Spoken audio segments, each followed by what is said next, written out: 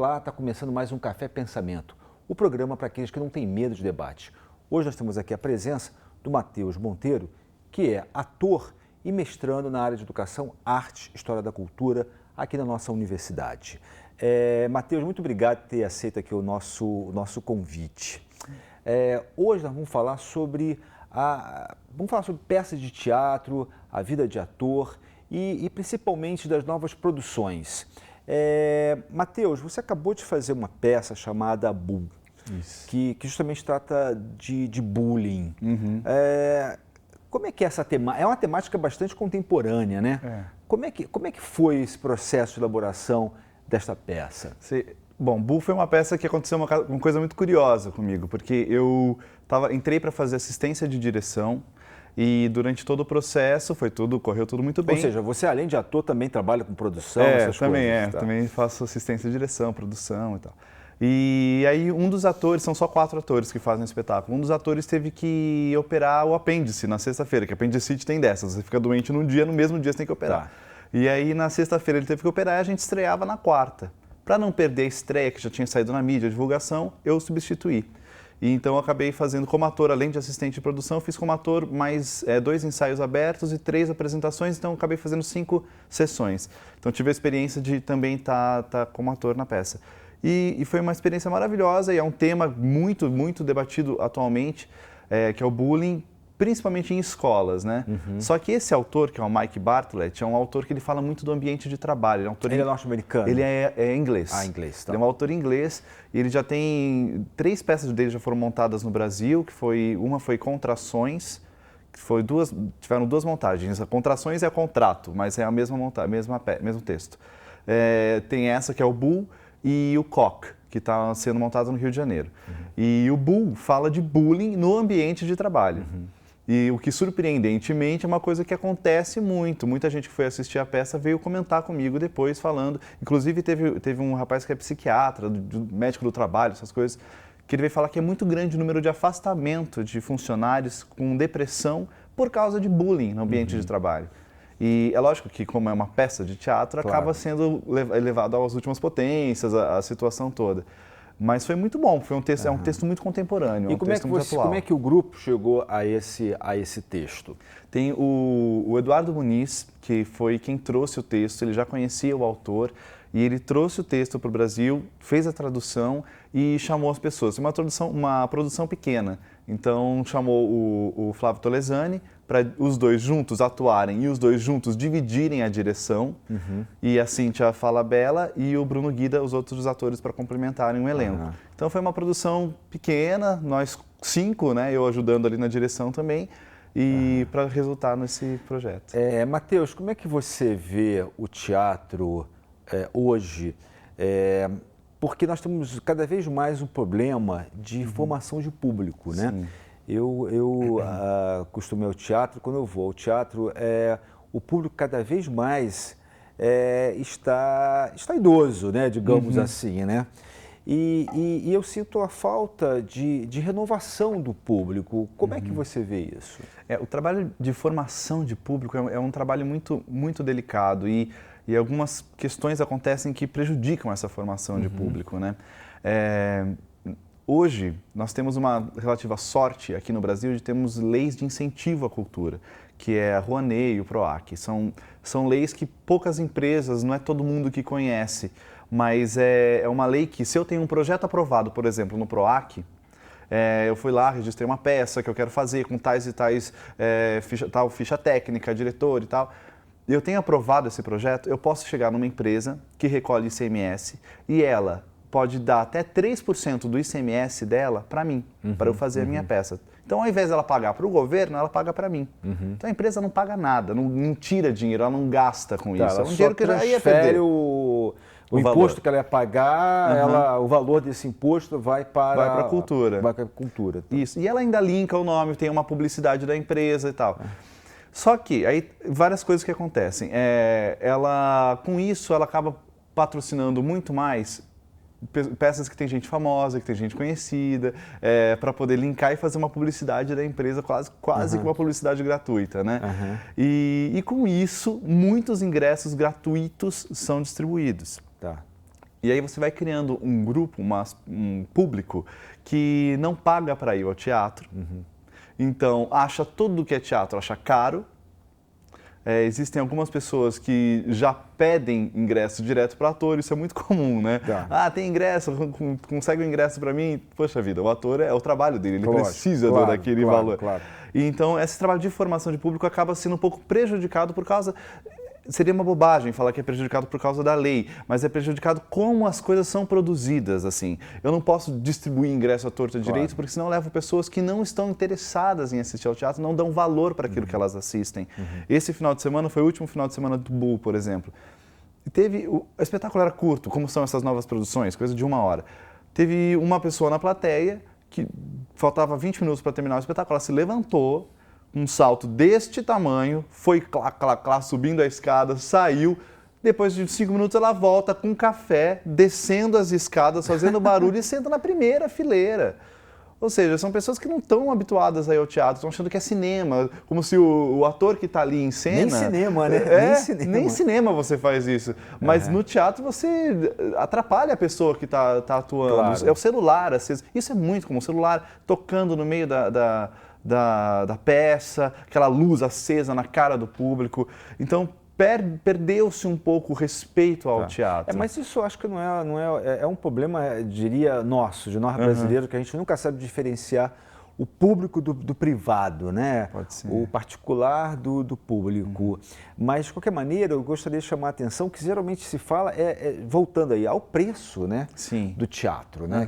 Quer dizer, que acaba sendo caro. E aí eu não vejo uma juventude que vá ao teatro. Provavelmente essa senhora aí não devia ser, Provavelmente ela ganhou, né? provavelmente ela ganhou o ingresso, foi lá, estava com a cabeça em outro lugar, né? Porque às vezes as pessoas vão ao teatro acha que é chique, ai que gostoso fazer uma coisa diferente ao teatro. Mas essa questão do preço, Paulo, como eu estava dizendo, eu acho que existe um certo mito em relação a isso. Existem peças muito caras, sem dúvida, principalmente grandes musicais, né? Você paga valores altos mesmo. Exorbitantes, né? São, coisa de R$200, R$150, coisa cara mesmo. E, enfim, tem seu valor. Claro. Mas existem peças, existe esse mito também, porque tem muita peça muito barata.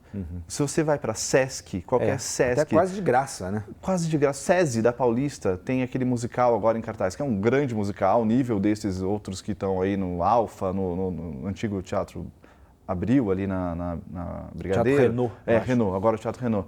Então, do nível dessas peças, que sai quase de graça para o público. Então, falta uma certa informação. As pessoas, às vezes usam essa muleta de falar que o teatro é caro.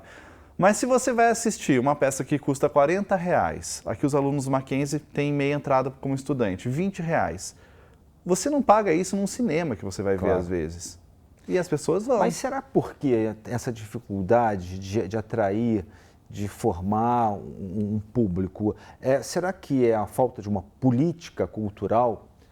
Olha, é uma pergunta tricky, assim, porque as políticas culturais, como eu estava dizendo, principalmente essas de incentivo, elas querem incentivar e levar as pessoas ao teatro. Então, uma das contrapartidas que a maioria das produções fazem quando ganham um projeto de lei é falar, vou dar ingressos mais baratos, ingressos populares, fazer sessão toda a temporada a preços populares e fazer peças maravilhosas por R$10, R$5.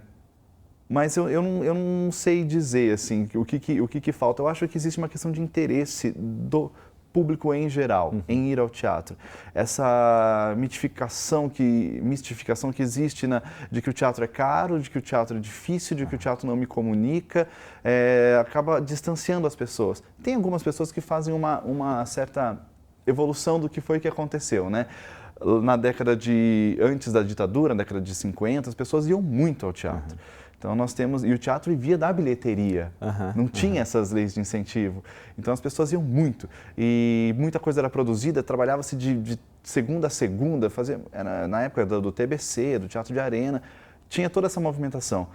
Na época da ditadura começou a vir um pouco do teatro experimental, aquele teatro que agredia o público, que jogava coisa na plateia, trazia o público para participar da cena e isso acabou afastando. Então, a geração do meu pai é, por exemplo, uma geração que não foi ao teatro, que não se interessou em ir ao teatro. Então, hoje em dia, os filhos não vão também, porque o teatro ficou uma coisa distante. E agora tem toda uma geração, uma leva de produções novas, principalmente de comédias, coisas mais leves, assim, que tem essa função de trazer de novo o público ao teatro. E, de uma certa forma, consegue. Mas ainda ficaria somente em uma instância mais das comédias, que, por exemplo, se fala muito hoje das produções cinematográficas brasileiras, que atrai o público via comédia. Então não é um tipo de teatro, como se falava antigamente, né? Se fica numa instância somente do teatrão, né? Desse teatro fácil, né? Então, penso que como se fazer? Você estava falando, né?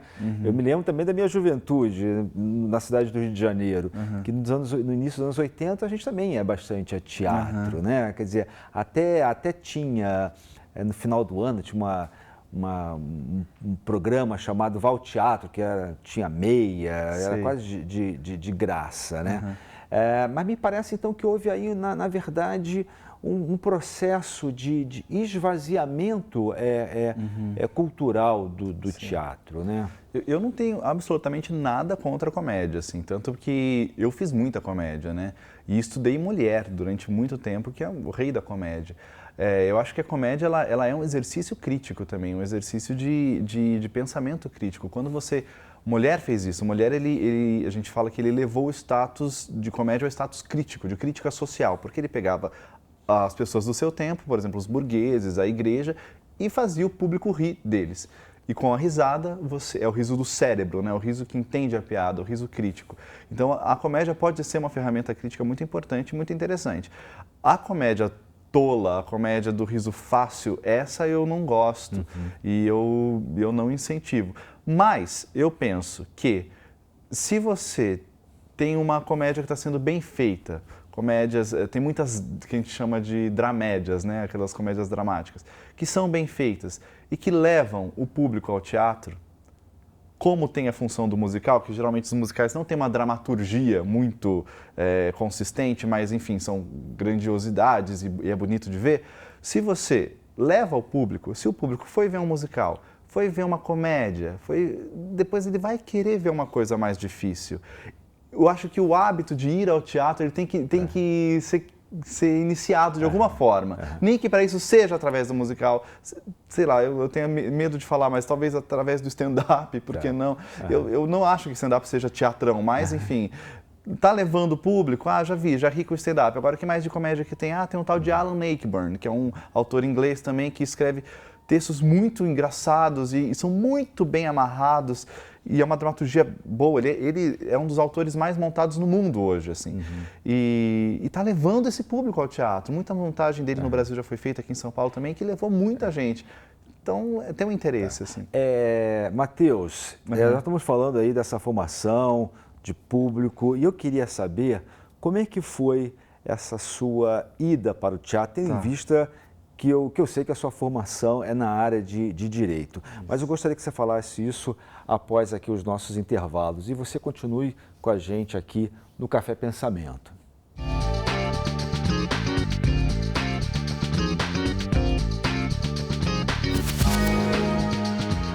O Sinal da TV Digital já está no ar aqui na casa da família Souza.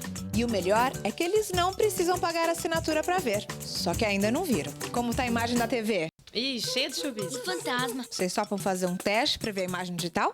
Claro, vamos lá. É muito simples. É só instalar uma antena de UHF, conversor digital e vejam só a qualidade de imagem e som. Uau! Foi tão fácil pegar. Sinal da TV Digital. É pra você. É de graça. É bom de ver.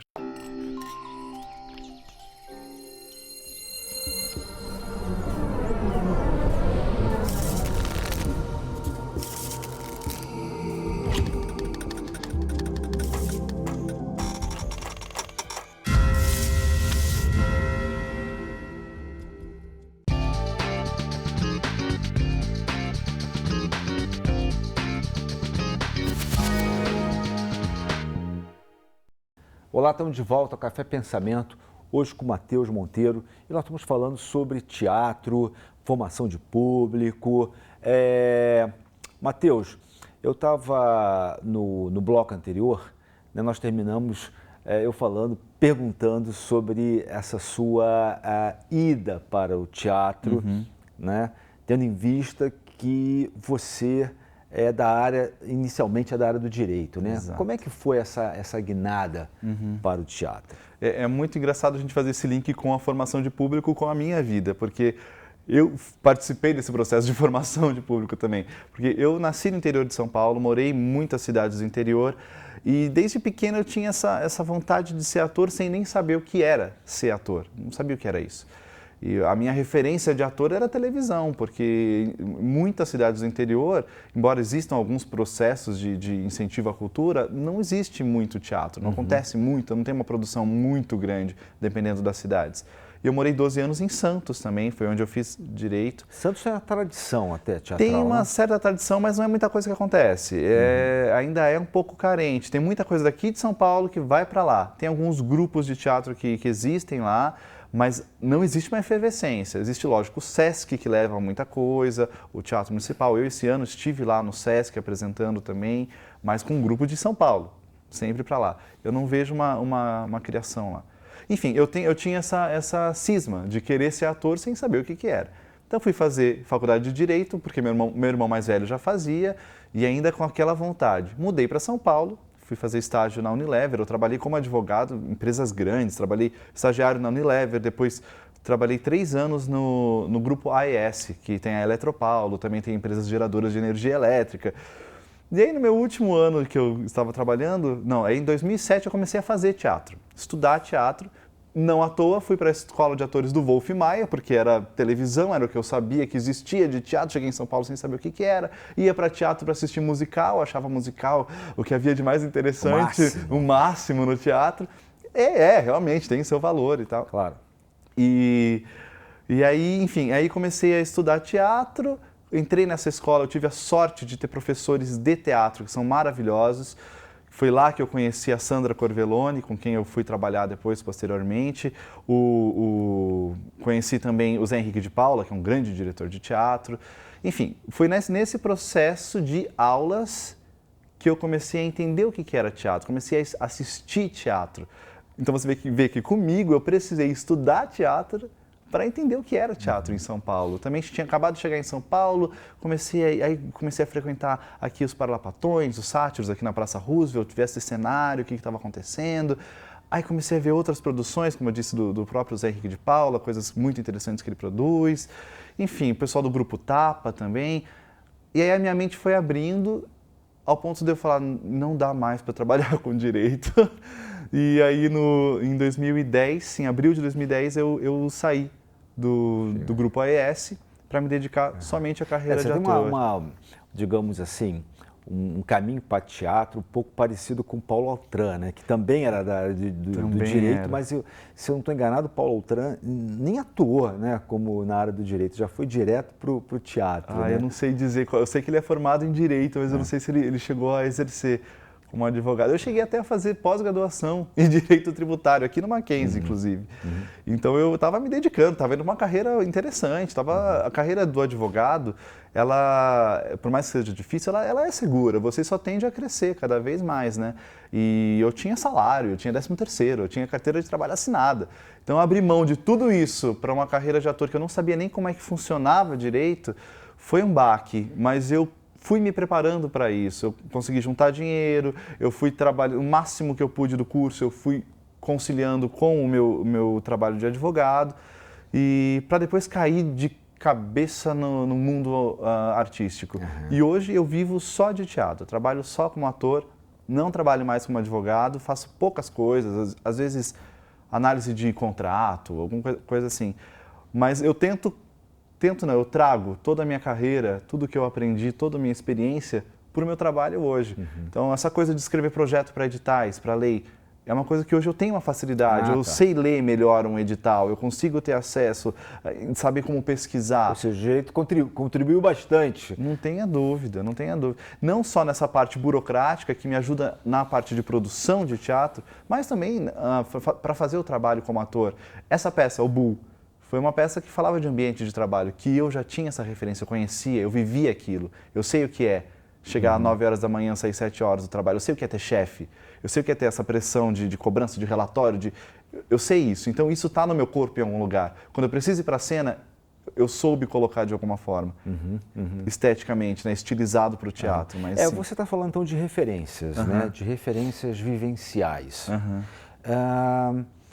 Mas nós estamos vivendo cada vez mais uma era em que você estava falando, bem, você é um homem jovem, né? E tem vários jovens que também querem ser atores. Sim. Mas eu queria te perguntar, essas referências vivenciais, tendo em vista que eu percebo que cada vez mais, hoje, esses referenciais vivenciais, existenciais, eles não estão ocorrendo, né? Ou seja, as pessoas elas querem já galgar alguma coisa, mas sem viver, sem viver experiências, digamos assim, e compreender esses significados vivenciais. Né? A pessoa ela já quer ser ator, mas ela quer já ser da Globo, ela já quer aparecer e ela esquece, né? Fica só nessa aparência de aparecer e não ver realmente o que é ser ator, qual o significado de ser ator. E esse significado de ser ator é justamente também trazer esse vivencial. Como é que você vê isso? Nossa, veio tanta coisa na minha cabeça agora, Paulo, porque realmente, pelo menos duas coisas, assim, eu acho que a vivência, a referência é tudo para um artista. O artista precisa estar com os canais sempre abertos para tudo que está acontecendo ao seu redor.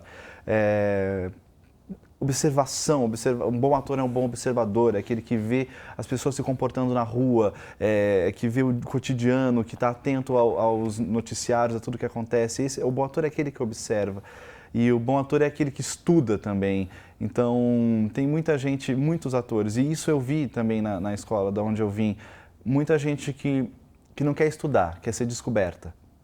Então, tá por ali circulando nos corredores até aparecer alguém e apontar o dedo e vem, e vai e bomba na Rede Globo, na Record, na SBT, e começa a ser um grande ator de televisão, sendo que o ofício do ator é muito mais do que isso. Eu estava estudando esses dias o Sociedade do Espetáculo do Debord para fazer uma resenha e eu estava vendo uma entrevista da Iná Camargo Costa, que é uma pesquisadora da USP, que fala muito sobre teatro, e ela estava falando que o ator ele é proletário.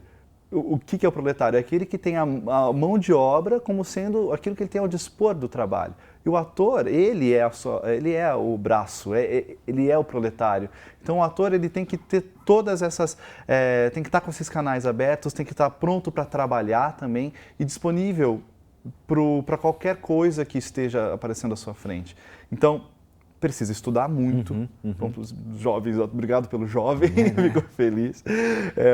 Os jovens atores precisam saber que o estudo é muito importante. É uma coisa que eu corro muito atrás. Então, eu terminei o meu curso lá na Escola de Atores do Wolf, que foi maravilhoso, aprendi demais. Fui correndo para fazer um curso de dramaturgia. Eu precisava completar a minha formação. E fiz um curso de dramaturgia incrível na São Paulo Escola de Teatro, com a coordenação da Marici Salomão. E tive professores maravilhosos lá dentro que abriram também minha cabeça. Terminei o curso de dramaturgia, fui trabalhar, estou aqui no mestrado agora, porque eu sinto cada vez mais necessidade de estudar, de ler, de ver o que está acontecendo hoje em dia, para levar isso para a minha arte. Como que, não há dúvida de que os grandes diretores de teatro são grandes teóricos, são pessoas que estudam muito, que levam essas referências ao teatro, para que as pessoas fruam disso, né? Então eu acho que existe esse mito do ator bem-sucedido é o ator que está fazendo novela. Isso ainda existe, esse mito. Nada contra a televisão é ótimo, paga bem, tem uma boa visibilidade, tem trabalhos até interessantes que são desenvolvidos, ainda mais com essas novas séries, absolutamente nada contra. Mas o mito do sucesso, que ainda alguns atores ainda têm, até esse preconceito, de que você deu certo se você está na televisão, precisa ser quebrado pela classe também, principalmente. E ver que ator é ofício. É a labuta, é o dia a dia, é sofrer quando não tem dinheiro, você não estou atuando, não estou no palco, eu preciso fazer outra coisa. Eu estou fazendo assistência de direção, faço assistência de produção. tento uma locução aqui, outra ali, dou aula, muitos atores dão aula, atores renomados dão aula, e as pessoas falam, ainda aquele mito de que quem não sabe fazer, ensina. Que é uma bobagem, porque grandes e grandes atores estão aí à disposição em escolas de teatro, doando da sua experiência, compartilhando dessa experiência com os jovens atores. O próprio Guilherme Santana, com quem eu tive o prazer de trabalhar, que ganhou o prêmio Shell de melhor ator pelo Molière, que a gente fez junto, está aí nas melhores escolas de teatro de São Paulo, e as pessoas tendo possibilidade de beber da sabedoria e da cultura dele. Então, o ator é isso, o ator é o cara que está disponível para fazer tudo isso, para poder estar em cena, porque tem algo de viciante quando a gente está no palco, Paulo. Tem alguma coisa de prazer, de quando você está em cena, com o público te olhando e você podendo fazer o seu trabalho, quando aquilo acaba, é um prazer quase da droga, sabe? É um barato que dá, é uma necessidade que você tem, assim, é um prazer muito grande, assim. Então isso é por isso que as pessoas viciam, né? Por isso que tem tantos atores que não conseguem, como diz a Fernanda Montenegro uma vez falou isso numa entrevista, quando fizeram essa pergunta para ela, o que ela diz para os jovens atores, e ela falou, desista. Agora, se você desistir e você não conseguir ficar longe do teatro, se alguma coisa muito maior do que você fizer com que você não consiga ficar longe dessas tábuas, aí você volta. Aí você está pronto para ser ator. Aí você está pronto, não, mas aí você sabe que esse é o seu caminho. Matheus, muito obrigado. Né? Infelizmente acabou o nosso Já acabou? Tempo, eu falo né? muito mesmo. Não, imagina, né? Eu quero agradecer você que tem nos acompanhado e até o próximo Café Pensamento.